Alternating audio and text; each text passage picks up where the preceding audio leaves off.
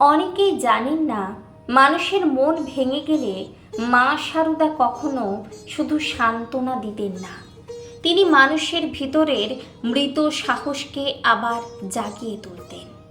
তার কাছে যে একবার গিয়েছে সে শুধু আশীর্বাদ নয়, বাঁচার শক্তি নিয়ে ফিরেছে।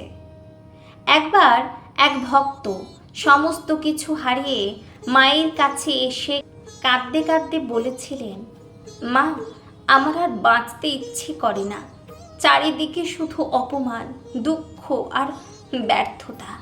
সবাই ভেবেছিল মা হয়তো তাকে সান্ত্বনা দেবেন, কিন্তু মা ধীরে ধীরে তার মাথায় হাত রেখে বলেছিলেন, কেন ভয় পাবি বাবা?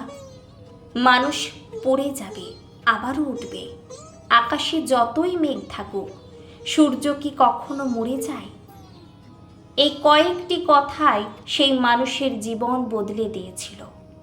পরে তিনি বলেছিলেন, আমি সেদিন মায়ের ঘর থেকে বেরিয়ে বুঝেছিলাম আমি একা নই।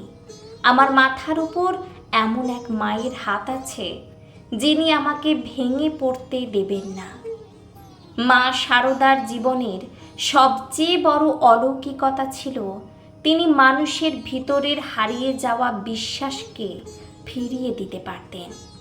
তার জীবনও ছিল অতি কষ্টে ভরা, অভাব ছিল, অপমান ছিল, অসংখ্য দুঃখ ছিল। তবুও কেউ তাকে কখনো ভেঙে পড়তে দেখেনি, কারণ মা জানতেন মানুষকে বাঁচিয়ে রাখে শুধু খাবার নয়, মনোবল। অনেক রাত আছে যখন সবাই ঘুমিয়ে পড়েছে, মা নিঃশব্দে বসে থেকেছেন শুধু ভক্তদের দুঃখ নিজের ভেতরে টেনে নেওয়ার জন্য। কেউ জানতো না কত কষ্ট তিনি নিজের হাসির আড়ালে লুকিয়ে রাখতেন। তাই তো তাঁর মুখের দিকে তাকালে মানুষের বুকের ভেতরে জমে থাকা অন্ধকার একটু একটু করে সরে যেত। আজও যখন জীবনে হেরে যেতে ইচ্ছে করে, যখন মনে হয় আর কিছু বাকি নেই, তখন মা সারদার সেই কথাগুলো বুকের ভিতর আলো হয়ে জ্বলে ওঠে। নিজেকে দুর্বল ভাবিস না, তোদের পিছনে এমন একজন আছেন যিনি সময় এলে ঠিক ধরে তুলবেন।